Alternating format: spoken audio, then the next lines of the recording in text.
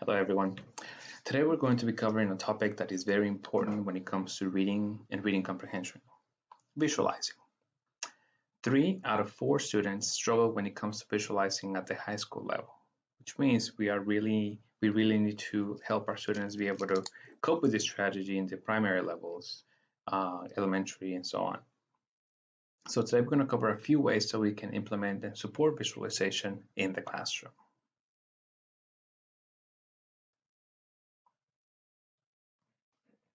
So let's start with this. What is visualization?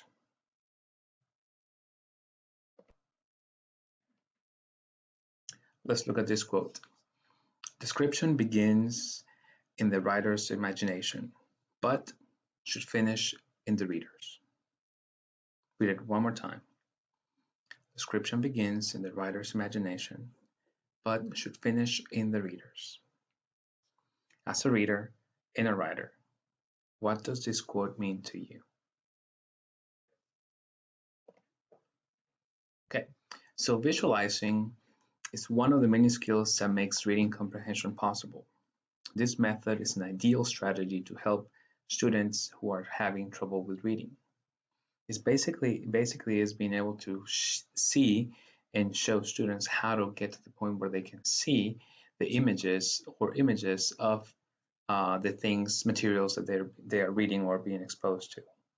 In other words, as we read, most fluent readers are able to visualize or see images, animations, movies per se, in their mind of what it is that they're reading, while not fluent readers do not have that ability, or they are very limited into what they can do.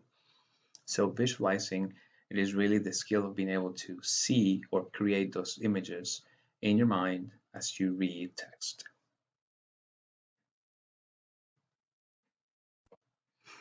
So why do we do it? Okay, there are quite a few reasons. Most importantly, students gain more thorough understanding of the text they're reading by consciously using words to create mental images. As students practice visualizing more, this becomes an automatic process during reading, which is where we want them to go. Research also shows that when students visualize, they are able to recall what they have read for longer periods of time. When students can imagine the characters they're reading about, they will become more involved with what they are reading. And this makes for more meaningful connections to aid the recall, understand, and synthesis process during the reading process. So, dual coding theory. What is this? Basically, the research basis for the usefulness of transforming text into mental images can be found in Alan Pavio's, I can never say his last name right, Pavio's dual coding theory, which holds that cognition consists of both verbal systems for language and a nonverbal visual spatial for images. By creating mental images for the words on the page or the words on the page or the screen, we tap into both the verbal and visual spatial representational systems, making abstract concepts more concrete and thus more meaningful and memorable for us. That's why when we have visual learners and auditory learners, they're usually combined. Very rarely do you have one who is really strong visual but not auditory, or the other way around. So when it comes to visualizing, we really have to take it step by step. Small steps when needed, and when we see that our students are capable and are able to handle what tasks have been given to them, then we help them reach the next levels. But it's a process and it takes time, depending on where your students are, as far as reading fluency and reading level as well. So how do we make it happen? There's several ways. Today we're going to talk about 2 or 3 strategies that basically kind of go around the same path, but the way we present it is different, and it helps reach several students. So visualizing is a skill that can be helpful in many domains. While it is often associated with teaching early readers, even experienced readers can benefit from practicing this skill. When selecting a text for a visualizing activity, Start with a piece that has descriptive language and strong verbs, and that lends itself for vivid images. It is not necessary to start with an entire book. Even a well-crafted sentence or short paragraph can provide a rich springboard for a visualizing lesson. So in this case, as we read this sentence, I traveled to the snow-capped peaks of the Rocky Mountains. We might want to stop and explain how certain words triggered images in our mind, such as snow-capped. Explain what that is. Or Rocky Mountains. Explain how by putting these two images together in your mind, you can come up with snow-capped Rocky Mountains. Now, for our students, you may have students who have never seen snow. You may have students who've never seen mountains. Therefore, snow-capped Rocky Mountains are just completely new and new concepts for them. So as we explain and scaffold visuals for them prior to the lesson, prior to the material they're reading, we are providing those aids not only for ELLs, for basically all learners. So when we come back to the original sentence, we can then share the image we created in our minds, then ask your students what they see. We already modeled how specific words help us create images in our mind. By doing this, we are providing our students a model structure for how to visualize independently. Okay, now we're going to go over a different strategy. This one is called sketch to stretch. Play on words on stretching your understanding of the reading, or stretching your comprehension, or stretching what the text says. Now, it does play on sketch. This is something we'll talk about as we go on. So, how do I do this, Peter? Well, here's how this strategy works. Let's assume that at this point, this has not been introduced at all. So let's start from square one. Explain to students what visualizing means and refer to your visualizing anchor chart if you created one, which is a great aid for your students, no matter what grade level, from elementary to high school. As an introductory activity, read the following passages aloud and ask your students to visualize a picture of, the reading in their heads, in their minds. It might be helpful to describe this activity as brain TV. As students listen to the readings, they should close their eyes and create images in their heads as if they were watching a television show or movie. Let's start. There's wind here, said Caleb happily. It blows the snow and brings tumbleweeds and makes the sheep run. Wind, wind, and wind. Caleb stood and ran like the wind, and the sheep ran after him. Sarah and I watched him jump over rock and gullies. The sheep behind him, stiff-legged and fast. He circled the field, the sun making the top of his hair golden. He collapsed next to Sarah, and the lambs pushed their wet noses into us. Very rich vocabulary, very vivid images, but the challenge is having our students starting to think how this looked like in motion, what they saw. There's another one. The turtle swims around, flapping her long front flippers like wings. She's flying underwater. She pokes her pinprick nostrils through the silver surface to take a quick breath. So fast, blink and you'll miss it. Again, certain students might connect with this text more than the other. Still, vivid images and very descriptive language. After reading each of these selections, ask students to talk about what they visualize. Emphasize that each student has his or her own ideas of what the images look like, and point out that no two images are exactly the same. Therefore, there cannot be wrong answers. This helps students not feel so self-conscious of their answers. So explain to students that this strategy of visualizing can help them better understand what they are reading in the text. Now, as you do this, you're going to tell the students that they're going to listen to another story. You're going to read the story aloud. Ask them to visualize the event of the story as it is read. Read Freedom Summer aloud. When you're finished reading, tell the students that you are going to do a quick sketch of what the story means to you. Draw quickly a picture on a poster, paper, anchor chart, on your document camera. As long as students can see it, it works. Ask students for their interpretations of your picture. This is a very important step. Why do you ask them, why do they think that you drew that picture? What do they think it means? After students have discussed your picture, you give them your own interpretation of your drawing. So combining this with the previous selections that they read, now they're seeing, okay, this is what I read, this is what I saw, here's what it looks like. And then they listen to you, and then they see that you read it, and they see your visualization, they try to interpret it, and then you explain them what your picture is. They should be able to see connections between the two. After that, make sure to emphasize that students should not be concerned with how the sketch looks when they're doing their sketch, because some of them might say, well, I can't draw or something. Tell them a sketch is meant to be a quick representation of what they saw, a quick draw. It doesn't have to have details, it doesn't have to be perfect. As a matter of fact, you might want to make your sketch not look too nice to help those students who are subconscious about their drawing feel more comfortable with their drawing.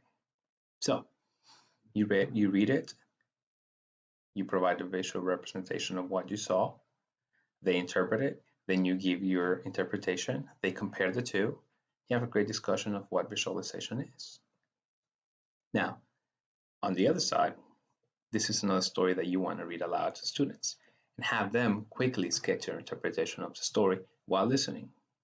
Now, you might want to divide students into groups of 3, maybe 4, depending on your class size. Ask students to share their sketches, the sketches of their story with their group. The author of the sketch should hold back his or her own interpretation until after the other group members have had a chance to share their thoughts on the drawing. Continue until each group member shares a drawing, listens to the group member's thoughts on the drawing, and then offers a personal interpretation. Basically the same model. They drew it, they show it, they get feedback from their peers, and then they provide their interpretation. Now, let's take a moment and pause for a second or two. Keep in mind that it is up to you to help your students decide how much of the text they are using to sketch. Start small. Students may have difficulty visualizing or trying to visually interpret longer pieces of text. You might want to do it every page, or depending on where your students are, you might want to give them 2 more pages, or how long of the text they visualize is up to you. But it also depends, it also goes back to when they go back on their groups. Then if they have more things to visualize, then they might be able to pick which ones they want to share with their group. So it provides for a lot of flexibility on that. So after that activity, remember, you did it as an example, they did it on their groups. Now you come back together as a class and discuss the sketch to stretch as a visualizing strategy. You might want to ask them, how does visualizing help you understand the text? Or how is visualizing similar to or different than watching television? How does the reading differ when they do not visualize in their heads as compared to when they do? Have the students talk among themselves and then share ideas. The point is, what the goal is actually, to be able to point to the fact that when you visualize, you understand the text better. Now let's look at this other strategy. This one's called snapshot talk. Now, this is a similar strategy. However, the presentation for this strategy is slightly different. Instead of having students sketch their visualizations, they will focus on discussing their visualizations. This will reinforce the speaking domain for ELLs and provide for great peer-to-peer interaction utilizing academic language. So, to begin a series of lessons that will focus on improving visualizing skills, you might choose to start with an excerpt taken from a text or one of your own. Let's use these sentences. Joanne could barely believe her eyes. All these gifts, she had never seen so many packages. not even on all her birthdays combined. After listening to these sentences, give the students some time to talk and think and make a picture of what the sentences say. After the students have thinking time, utilize a Kagan strategy of your choice, such as think, pair, share. And depending on your classroom setup and environment, you'll pick one that works for you. One of the amazing things that will take place is when students start to share what they saw, what they visualized, they will likely have different descriptions of their visualizations. Something to be aware of, though, is shallow visualization, such as she's sitting in front of a lot of gifts, or she got a lot of gifts. Very shallow, not so much on the descriptive side. Well, when that happens, probe students to give details of what they see. Ask them questions such as, how does it look like? Or is she sitting, standing? Where is she? What color are those? Are all of them the same?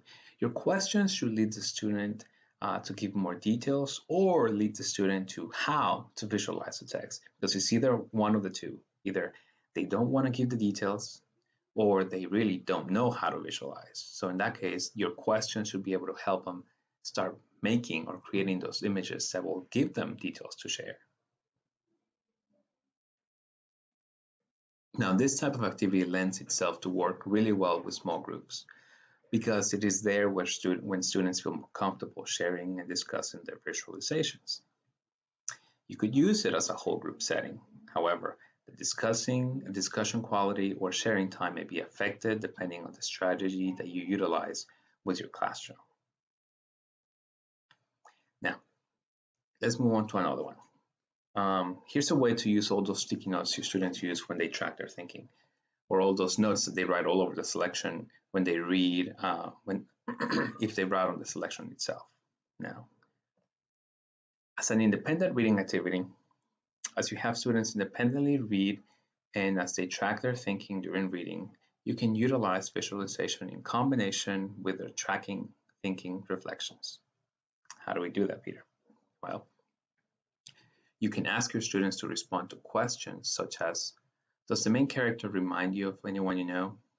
Or have you ever been or seen any place that is like the one you're reading about? Young readers can draw images to respond, while older readers can write about their response in a short response or a short note, or even you can even have them do a sketch. You can discuss these answers on a one-on-one conference later on with them. Now, older students can respond to questions such as, if you're making a movie based on what you're doing, or a documentary based on the article you're reading, what would the scenery look like? Or where would you want to do the filming and why? These questions get at the imagery created in the mind of the reader and encourage those readers who share their mental images in their responses. Now, when it comes to assessing how your students are growing in their use of visualization, assessments can be done informally through anecdotal notes and observations. Student understanding can be assessed during sketch to stretch pages completed by students. You can also ask students to reflect in their comprehension journals about how they use the visualization strategy and their experience with the sketch to stretch. Some possible journal prompts might include compare and contrast how using the strategy of visualization it is the same as or different than watching television. Or respond to someone who says that visualizing a story in your head is not important. Another one could be describe how drawing a sketch helps you respond to the story. What was it like to see and discuss the sketches with your peers? Or tell what you have learned about yourself as a reader by using the visualizing strategy and sketch to stretch strategy. Now, after you've had this introduced as a class, as a lesson, and your classroom is comfortable doing this, you've had that practice, they can do it independently. Now let's move on to stations. How do you support that in stations? So now we're going to mention some ways so you can include it in stations in your classroom. Drama Center. Okay. Have students gather in small groups to play a visualization game. One person should choose an object to describe. The rest of the group should close their eyes as they listen to the description and visualize the object in their heads. Students can then guess what the object was and switch roles. You could have the students also draw the description the student is giving and see if it matches. Writing Center. Ask students to write newspaper articles describing the importance of visualizing. Students can share their writings with partners and then revise the articles to compile a class book or newspaper. Poetry Center.